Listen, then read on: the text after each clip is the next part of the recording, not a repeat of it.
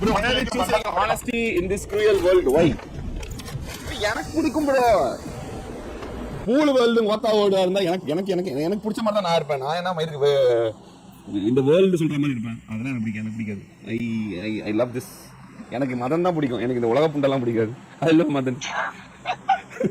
அப்படின்னா நான் எப்போவும் எவ்வளவோ மேலே இதாக இருப்பேன். நான் வந்து இந்த சோஷியல் ஆன்சைட்டி அதுக்காக இதை வாங்குறது அது வாங்குறது, புது ஃபோன் வாங்கி அன்பாக்ஸ் பண்ணி போடுறது, குஞ்சுமணியை ஃபோட்டோ எடுத்து போடுறது, நான் இதை வாங்கிட்டேன்னு ஷோ ஆஃப் பண்ணுறது, அதெல்லாம் நாட் இன்ட்ரெஸ்டட். அது உலகம் பண்ணிட்டோம். அது நல்லா தான் இருக்குது. நம்ம பார்த்து ஜாலியாக இருந்துக்கலாம்.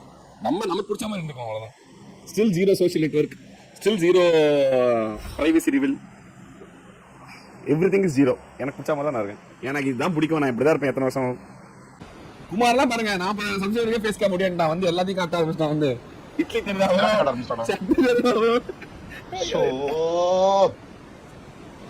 நான் வந்து எனக்கு வியூஸ் டவுன் ஆகுது.